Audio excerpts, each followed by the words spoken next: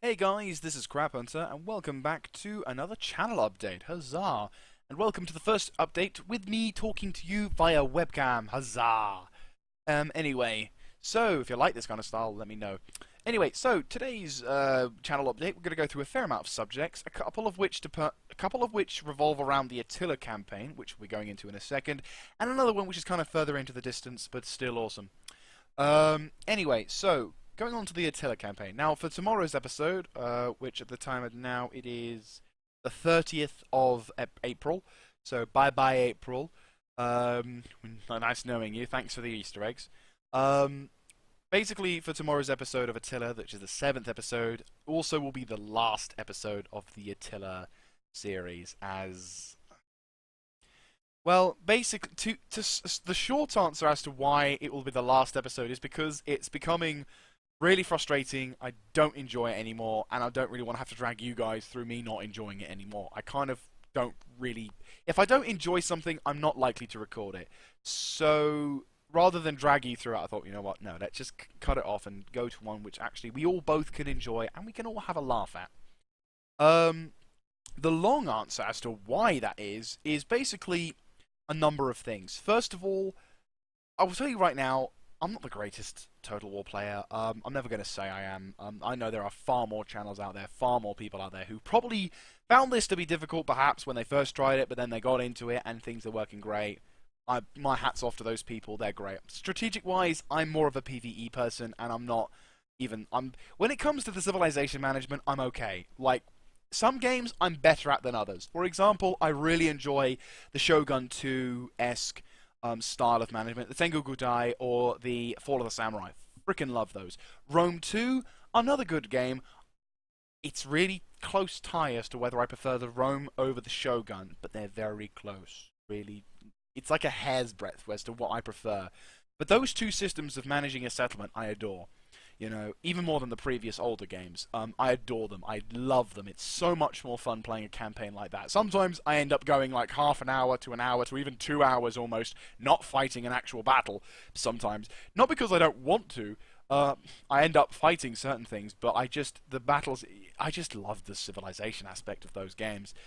And with the Total War games, it's always the way that they make the campaigns. Some games they make the campaigns really good and really fantastic and so immersive and it's great to play, and then they slap on some not so great combat weapon style. Like Rome 2 campaign, beautiful, loved it. Yeah, I'm currently, as you know, a random off campaign. I'm currently doing a little custom campaign out of YouTube where I'm playing as a Britonian faction using a few mods. And I went from Scotland and I went through France and now I'm currently invading Spain. And that was a lot of fun, and I had a number of mods to slow down the time and everything. It was really nice because I slowly progressed, but I progressed and it was a lot of fun. In Attila, it's not really like that. Because for me, I find that what I found enjoyable in Rome 2, I'm finding none of in Attila. For example, the buildings are so expensive. Like, a tier 1 building. A good example of this, which is why I'm going to kind of spoil episode 7, but I'll get to the reason why later on. In the 7th episode, basically, I've just about conquered Veronia. And I make the mistake in the previous episode of. I made a mistake in the previous episode of forgetting about that separatist army, but at that point I was so desperate to make progress, I didn't care about that. So I ended up taking it and then went over to another settlement to auto-resolve to capture that settlement. And it ended up with me losing Veronia a bit. I think they just sacked the settlement. I don't know if they might have retaken it. I can't remember. But either way, it just wasn't enjoyable. And the buildings in like the settlement I've got now we're on a coastal settlement, and I'm like barely earning about what 500 gold a month per turn. So that's a season, not just a 1 month. That's a season, and it ends up with me sort of like smacking my head against a wall with these things. Because like there's, for example, one of the buildings is so expensive. You've got like a jetty, a tier 1 building, tier 1, the first of its kind, the thing that you'll have if you want to start it off. That costs 2,000 golden coins, credits, pounds, whatever. It's 2,000 quid for a jetty. You know, not a fancy pants upgraded with better benefits. It's a jetty. You get the bare basics for 2,000 credits, and it's like, I don't earn enough to pay to warrant that price. It's like we're in the dark ages, for crying out loud. Where's the inflation? What inflation is this? You know, we're not living in the 21st century when whatever parties and powers fucked over the bank system. We're in just after Rome. Rome is no-go. Rome is gono. Visigoths got that shit, you know? And it's just, it really frustrating, to say the least. So that's one reason why. Just so many, and to convert the buildings, you're like looking at 10k. And when you earn 500 a month, season, you're like you build the buildings to construct. You've got the farms, you've got the industry, you've got the fucking happy buildings which provide benefits to both the civilization, keeping the sodding people happy, with either a toilet roll with a clown on top of it or a clown inside a toilet, we don't know which way.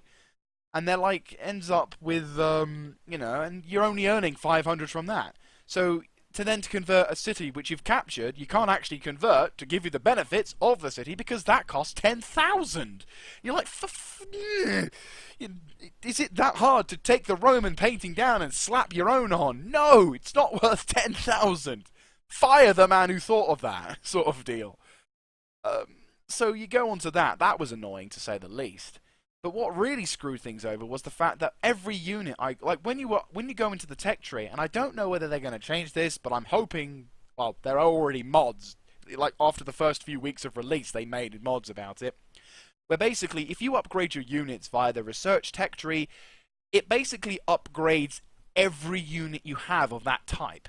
So for example, spearmen. I originally had levy spearmen, which were okay. They weren't great. They weren't really that good, but as a cheap unit, they were good enough. But when I upgraded them, all of my guys got suddenly much better, but suddenly more expensive, to the point of ridicule. It's like 197 coins upkeep for each individual unit. I'm like, dude, you're an average spear unit. You're the thing that just keeps the enemy in line. And you're asking for 200 quid, virtually. You know, so, that crippled me. So what it eventually ended up with was me having episodes where I wouldn't progress much, if at all. And it started to show more in the fifth and sixth are the main ones where I'm starting to get fed up. So by the 7th, when I was trying to record it for the first time, I was like, you know what? I'm not enjoying it anymore. The enthusiasm goes, and I was just like, you know what? I think I know what's going to happen. I'm going to be stuck in a position, and I might have to fight, who knows, that's the better side of this game, but I'll end up wasting so much time just trying to gratify it, so I'm like, you know what, no, let's just cut it off here. So anyway, the 7th episode I did record regardless, but I said it was going to be the last. So that way, actually, ironically, despite me saying it was luckily, as I said it was my last, shit went down. So one of my lords or governors that I was desperately trying to keep happy, like, you know, add on the tax, you know, and try and do something good, he rebelled.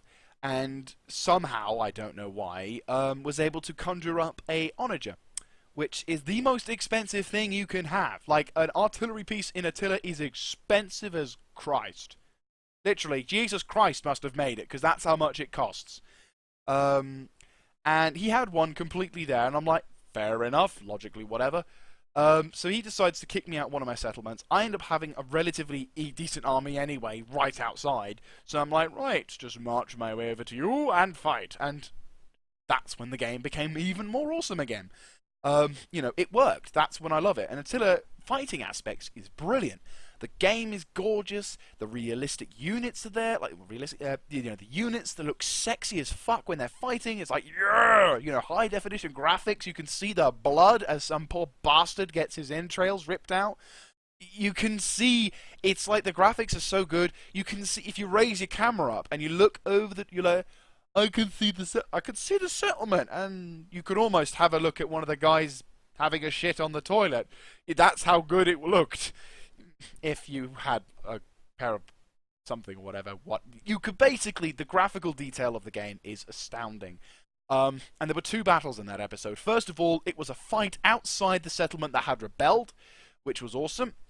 It was lovely in winter as well, so it like basically showcased the blood gore textures way nicer. And then you had a battle outside the actual camp, the settlement itself, and it had walls and everything, so it was brilliant. And what was hilarious was during my attempts to throw, because after, and another cool thing, which really made me go yay for the gameplay for fighting wise, was the fact that I ended up capturing, once I defeated my opponent's army, naturally I won. Um, After defeating my opponent's army, I captured his onagers. I had killed all of his dudes. Like, I actually, instead of recruiting them into my units as usual, I'm like, no, fuck that. You retreat. You betrayed me. I'm not going to have you in my army. Hack, hack. I then logically captured his artillery because that's what you would do. And I'm like, yes, finally, someone thought of it, and it worked, and it was beautiful. And I laid siege to a city, and it was gorgeous. The city was unique. I'd never seen it. Like I'd had 500 siege battles, and it was all uniquely done. And the one fucking flaming projectile that was missed the tower and instead went into some poor bastard's tent, ended up setting fire to half the town. I can just imagine the look on the commander's face. He sort of turns around, it's like, who threw that rock?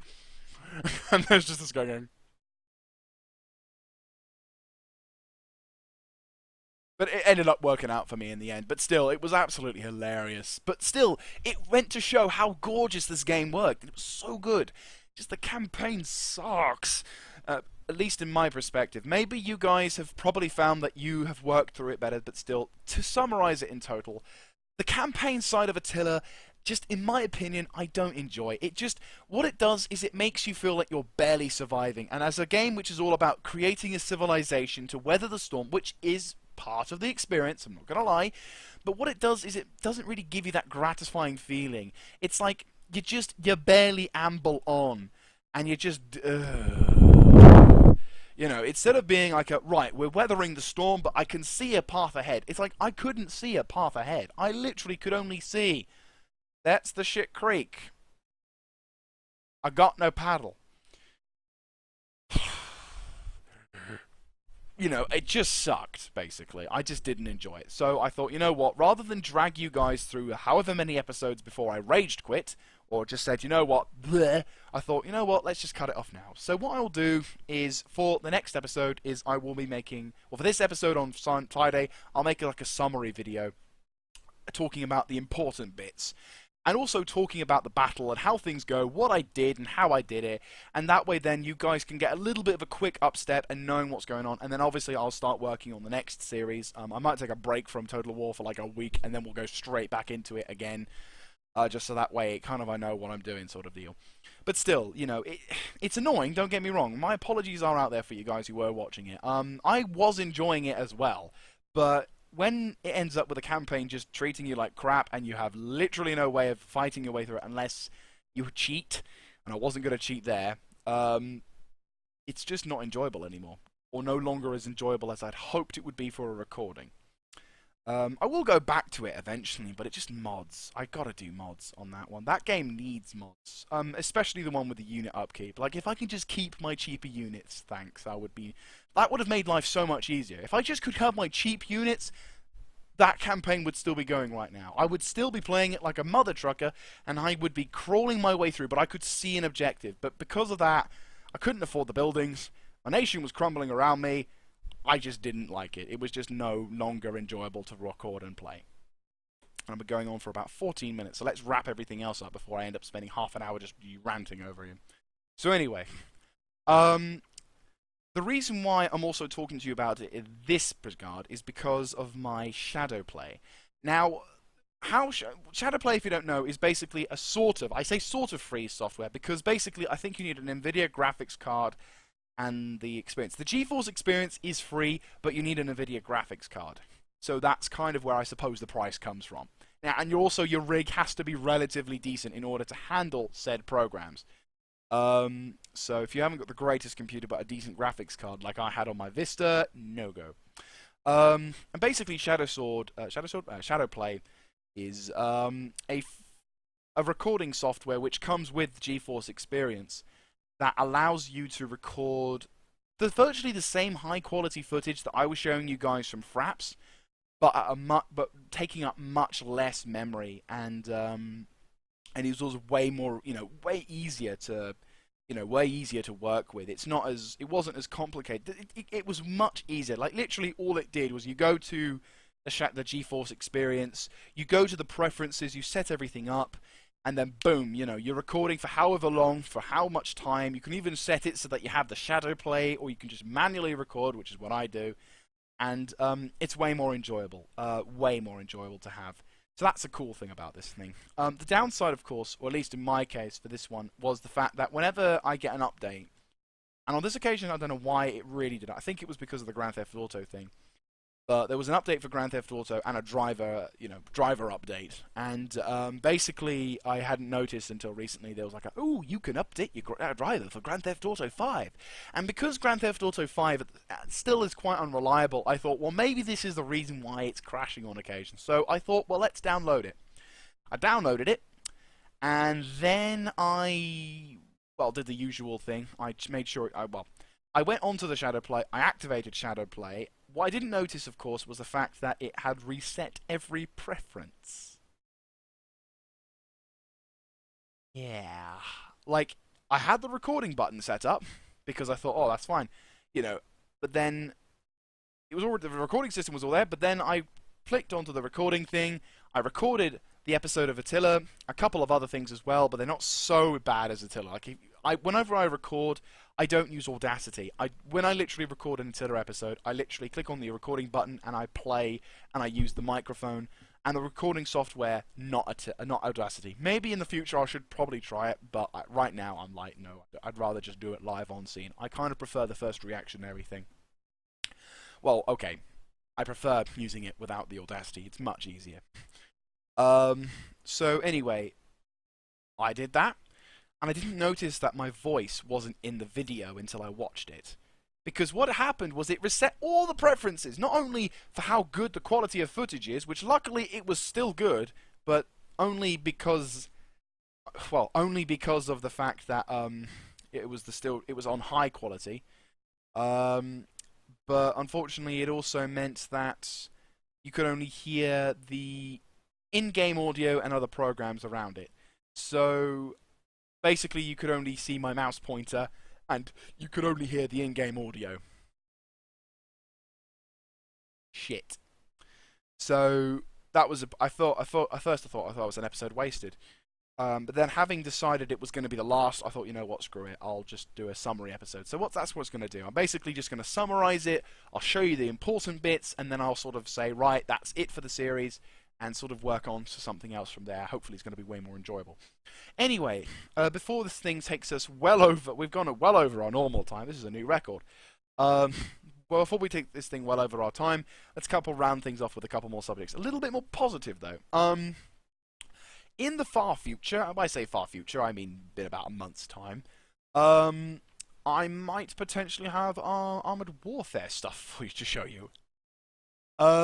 Basically, Armored Warfare recently did an announcement, I believe the 26th of April, where they said that you can now purchase an early access towards playing the early access of Armored Warfare, which was brilliant. Yeah, hell yeah, I've already got it. Like literally, when a mate of mine said, "Oh yeah, by the way, there's early access thing." What? I am there, and yeah, there's basically 3 packages now you can get for Armored Warfare. You can get like the really small, simple one, which is what I've got because I don't have shit tons of money, and I sort of went for the cheaper option first of all. But there's like 3 options for it. First of all is the basics. You get a bit of gold in-game, the gold currency, like World of Tanks style. You get like some premium time, and obviously guaranteed access into the thing or whatever. And then there's another one which is like intermediately. The first one is called Soldier of Fortune. The second one is called Mercenary Commander. I'm not a big fan of that name, to be honest with you. Which is basically a level up. You get I think a personal like a premium commander or whatever, like a special commander, and a premium tank with an extra amount of gold and everything. It was long nice. The third option, which is kind of what I want to get at some point, before the timer runs out for the May the 27th, which is when I think the early access games start working. is the Lord of War package, and that yeah, I want so bad. Because basically, not only like the name as well, Lord of War sounds awesome, but I also love the amount of like you get the stuff as well. You get like 2 premium tanks, the commander, loads of in-game gold, and loads of premium time. It's looking really nice, and I have expensive tastes at times. When it comes to something I really want to play, of which I am really wanting to play Armored Warfare, like I've been wanting to play it for so long, so loving it. You know, I've never played it, but I love it already, and the concepts around it, it just looks so good. And considering how, you know, it also gives you the option to play with friends on a cooperative PvE, I'm like, yay! Because like if World of Tanks had that, that would make it so much better to grind shit. You know, it's like, it would be so much nicer if we didn't have to worry about that. But still, you know, it gives you the option to do it, which is fantastic. So anyway, to round things off, I purchased the early access thing. So hopefully in a month's time, if there is a non-disclosure agreement, if there isn't a non-disclosure agreement, then I will hopefully be able to show. If there is, I'm afraid I won't be able to talk about it much or anything. And I won't, you know, I'll obviously respect the non-disclosure agreement. But if there isn't, then hopefully I can show you something of this new game, because I am very much keen to play it. So keen to play it. Because, you know, first of all, it's modern warfare, which is nice. It's a nice change to seemingly World of Tanks. It's quite similar to World of Tanks, but I'm looking forward to it because I hardly know anything about nowadays stuff. So it would be nice to recognise it, and not only that, but it would also be nice to try another variation of a game. And considering that I've given up on War Thunder, it's actually quite nice that this game's now coming about now, because since, I don't know, I haven't been paying much attention to War Thunder, but since they've sort of done the thing where it's like, oh yeah, we've got like, you know, what was it, a Sherman Calliope in fucking War Thunder, I'm like, that's so fair. But anyway, going back to the update and everything. So to round things off, because we're looking at 22 minutes, the longest update. I do apologise.